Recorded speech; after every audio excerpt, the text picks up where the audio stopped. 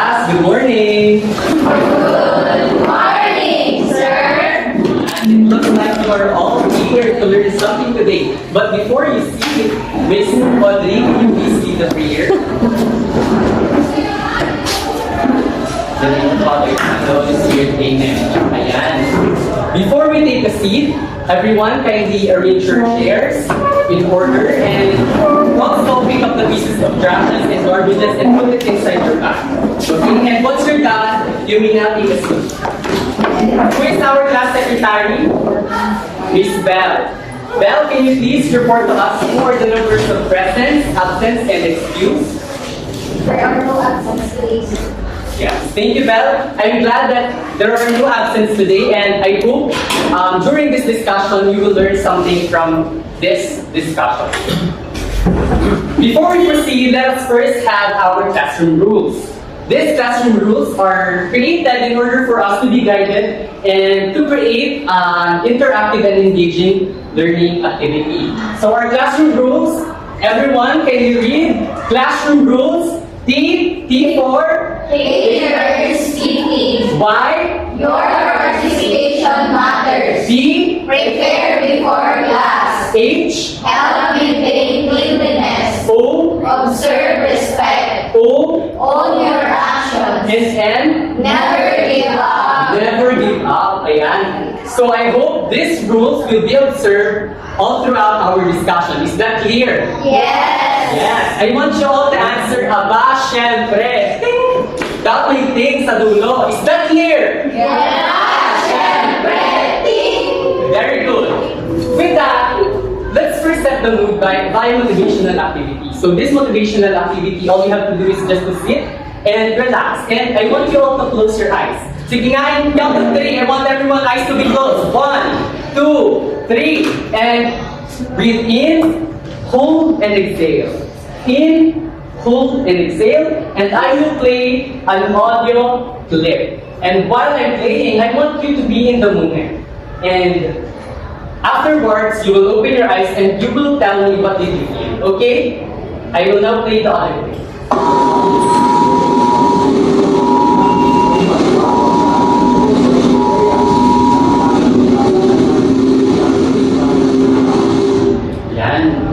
Now it's done, you may now open your eyes and let's answer this guide questions. Yan. Based from what you heard, what specific weather phenomenon did the sound remind you of? Yes, Darlene. Typhoon. Very good. How about the others? Do you have the same observations with Darlene? Yes. Yes, it reminds you of typhoon. And for number 2, can you share a particular experience with that associated weather phenomenon? A typhoon? Can you share an experience with a typhoon? Sige nga, Maida. Oh, Maida felt scared because of what happened during her experience with a typhoon. Because their roof natuklak. Wow, that's a saddening experience, and I'm sorry to hear that, Maida. How about the others? Who lives near the ocean? Sinong nakatira sa tabing dagat? Yes, Saina. What is your personal experience regarding typhoon? Oh, Saina said that it brought storm surge and strong winds at the same time, torrential rains. So those are great observations, and that proves that you all experience typhoons. With that will be our lesson for today. It's all about typhoons, particularly how Landforms and bodies of water affect typhoons. Very good. And for our learning objectives, for us to be guided on what learning outcomes we are going to achieve all throughout this discussion, here are our objectives. At the end of the lesson, the students should be able to, number 1, Claire, can you read number 1? Thank you, Claire. How about number 2? Brian, read number 2. Thank you, Brian. And number 3, everyone, please read. Create a visual representation by completing a diagram that illustrates the influence of specific landforms and bodies of water on the formation and effect of typhoon. Typhoon, yes, that's correct. For the first objective, we have to explain how the bodies of water and landforms affect typhoon. And for the second, you have to create a typhoon emergency plan before, during, and after. And for our last objective, you have to create as well, you have to complete a diagram. So these are our learning objectives that thus we meet all throughout our discussion. Is that clear? Yes. Is that clear? Aba, syempre.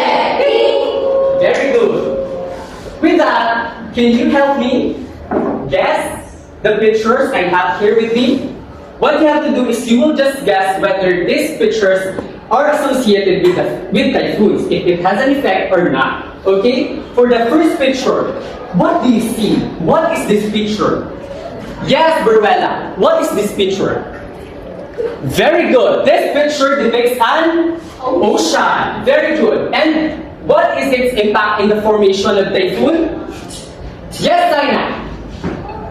Very good, Saina. It has an effect in the formation of typhoon because typhoons are formed in the ocean. Very good. How about the second picture I have? Here, I have another picture. What is this? Yes, Beth. Very good. These are mountains. Series of mountains called mountain ranges. And what is its impact in a typhoon? Yes, Pauline.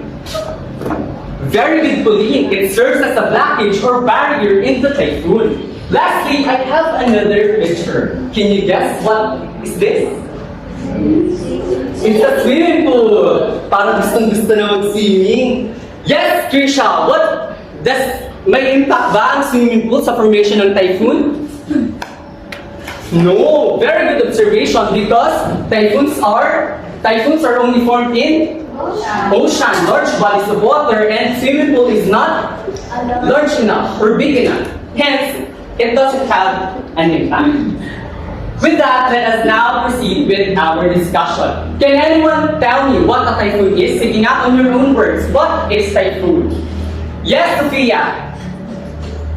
Very good. Sophia was able to identify that typhoon is a weather phenomenon, and it is characterized by violent winds, torrential rains, flooding, landslides, and storm surge. Hence, it is devastating. Also, it is a type of low-pressure system that develops over warm tropical oceans. And with that, it's time for another fun fact alert. It's time for our first fun fact alert. Are you aware that this particular weather phenomenon differs its name based on where it is formed? Yes, Pauline, are you aware? Yes, according to Pauline, she is aware. And with that, let's explain why. This represents the globe. As we can see here, what type of ocean is this? What particular ocean? Pacific Ocean. Very good. And when typhoons and when this particular weather phenomenon are formed in Pacific Ocean, they are referred to as typhoons. Very good. How about in this section? This is the Indian Ocean. Hence, they are referred to as cyclones. How about the last? In the Atlantic Ocean, they are called hurricanes. Very good. So what are the three names of this weather phenomenon? We have typhoons, cyclones, and hurricanes. Very good. Let's give everyone a bonga clap. When we say bonga clap, all you have to do is 3 claps, 3 stamps, and say bonga in a bombastic way. Is that clear? Yes. Is that clear? Aba, syempre. With that, let's give everyone a bonga clap in 3, 2, 1. Very good, bonga. With that, now that we are familiar on what is a typhoon, let us now proceed on how typhoons are formed. Or let us experience firsthand how does it look like. With that, it's time for our simulation time with this mini experiment. I have here a water, a steering rod, an ink, and a small beaker. Audrey, can you please demonstrate the mini experiment? For the procedures, fill the bowl with tap water. Next, gently stir the water in a circular motion using the spoon. Then, after stirring in about, let's say, 7 seconds, stir it more. Let's count 7. 1, 2, 3, 4, 5, 6, 7. And then, add a few drops of food coloring into the center. Ayan! What did you observe? Sige nga, let's answer this guide question. So this photo is what happened in our mini simulation. So what did the movement of colored water represent in the experiment? Yes, Justine. Very good, Justine. The colored water represents the ingredients of the typhoon, including the winds and the rain. Why is warm water important in typhoon formation? Yes, Noor. Why is it important? Very good. According to Noor, warm water is important because it fuels the typhoon. It serves as its energy. Earlier, we discussed that typhoons are formed in the ocean. And in this photo, this represents where typhoons are formed. In the Pacific Ocean, they are referred to as typhoons. In the Indian Ocean, they are referred to as cyclones. And in the Atlantic Ocean, hurricanes. And this represents the warm currents in which typhoons are formed. Hence, warm water is important. With that, it's another time for Fun Fact Alert. Did you know that typhoons are formed in tropical ocean waters with at least 26 degrees Celsius? Kailangan pala ang tubig ay warm with at least 26 degrees Celsius or mataas para makapag-form ng typhoon. Now you know. Ayan. So now let us proceed on how typhoons are formed. As we can see in the picture, this represents the ocean waters. When this warm water evaporates with the help of the sun, it allows this warm water to evaporate. And then what happens is it creates a low pressure zone. And what's next is that when this low pressure area condenses, it will now form into clouds, and which creates hot and humid air. And this horizontally spinning winds will move horizontally and will make the continuous movement of the typhoon because of the Earth's continuous movement called the Coriolis effect. Is that clear? Very good. So now that we are done discussing what a typhoon is, how it is formed, the different names of it, let us now proceed to parts of a typhoon. Similar to what a machine does, it has also a part, and it is important for us to understand what are the different parts of a typhoon so that we can understand how they form and how they move. What do you see in the center? Yes, Charmaine. Very good observation. The center is the eye, which is a hollow part, meaning it is the calmest among the parts. And beside the eye is the... What is this? Eyeball. Very good. It is the eyeball, and it is said to be the most strongest and devastating. And it contains all of the fast winds, strong winds, and torrential rains. However, the last part is the rain bands. Okay? Yung buntot na tinatawag. Kaya pag nakaka-experience tayo ng bagyo, ang pinakauna natin na-experience na part ng bagyo is yung buntot, kahit nasa malayo pa siya, because it is the outermost part. Again, what are the three parts of a typhoon? Yes, Claire. Three parts of a typhoon. Very good. Claire was able to identify the three parts of the typhoon, which are the eye, eyeball, and rain bands. Very good, class. So now, this represents the satellite image of Typhoon Yolanda. Are you familiar with Typhoon Yolanda? Yes. Yes, it struck the Philippines way back 2013 and brought many devastations in our country. So as we can see, which part of the typhoon is the eye? Miss Audrey, can you please point out the eye of the typhoon? Very good. Is this the eye? Is Miss Audrey correct? Yes. Yes. How about the eyeball? This is the eyeball and this is the rain bands. Very good. Also, another thing is this is the Tropical Storm Christine, which devastated the Bicol region, which devastated our region last November. As we can see, halos matakpan na yung buong mapa ng Pilipinas kung gaano kalakas si Typhoon Christine. Now that we are done discussing the background of the typhoon, let us now proceed to the main agenda of this discussion, the effects of landforms and bodies of water. So as we can see, a specific type of landform presented earlier is the mountains, right? Mountains are huge in nature. They are huge in size. And from this, what happens What the effect that it causes is the orographic precipitation. What happens is this presents the windward side and the leeward side. When we say windward side, what did you observe? Mataon.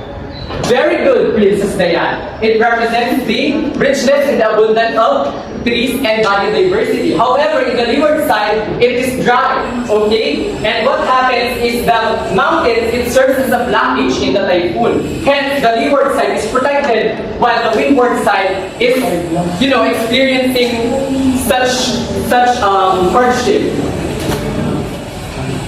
And did you know that in the Philippines, particularly in Luzon, there is what we call the Sierra Madre mountain ranges, which serves as the backbone of the sun or the protective shield. As we can see in this picture, this represents the Sierra Madre. What did you observe based on its length? Yes, Jana. Very good, Jana. It is long and it spans from the Cagayan region to the Quezon province region. And it was supported by the study of Barapa and Bagtasa that Sierra Madre really acts as a barrier to typhoon. And based from them, it showed that the Sierra Madre mountain region reduces wind exposure and rainfall in the Cagayan Valley, which act as barrier for that region. So that's a great help from Sierra Madre, right? Yes. Now that we are done discussing the effects of mountains, what do you think are the effects of the ocean? Yes, Maida. Very good, Michael. Just like what we discussed earlier, oceans help typhoons form. Hence, when typhoons move into the ocean after landfalling, it will now regain its strength and will become stronger. Did you learn something from our discussion today? Yes. Again, did you learn something from our discussion? Very good. With that, I want to ask you a certain question. What preventive measures can you do to stay safe when typhoon occurs? Yes, Claire. Very good, Claire. She mentioned to pack or to prepare a go bag. Audrey, listen to weather reports. Very good. So those are just the preventive measures that we can do to prevent ourselves from devastation. Share what you've learned. Now that we are done discussing, can you share what you've learned? Yes, Darilyn. Darilyn mentioned how typhoons are formed. Very good, Maida. Very good, Maida. So now let us proceed to our elaborate part. And our elaborate part is called an activity called Fill Me Up. So this Fill Me Up is all you have to do is just to fill the diagram that are missing. So I need 6 volunteers. Can everyone come in front and choose among our choices here?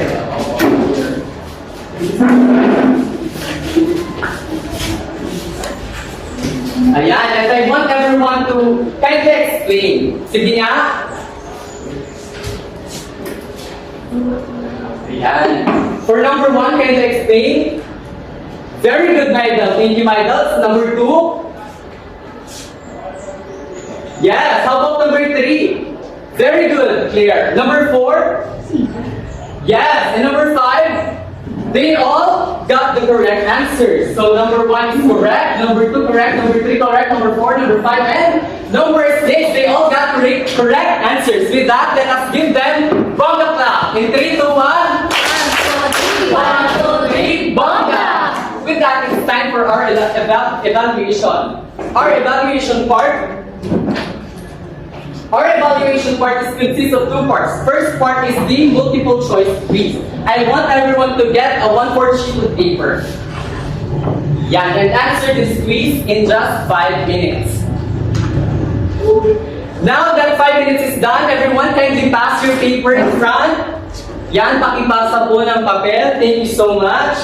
And now, for our part 2, I want everyone to reflect via an infographic take-home task. All you have to do is you have to collaborate with your family by creating an infographic or prepare a typhoon emergency plan on what to do before, during, and after typhoons occur. So what you have to do, your infographic must contain these different elements, okay?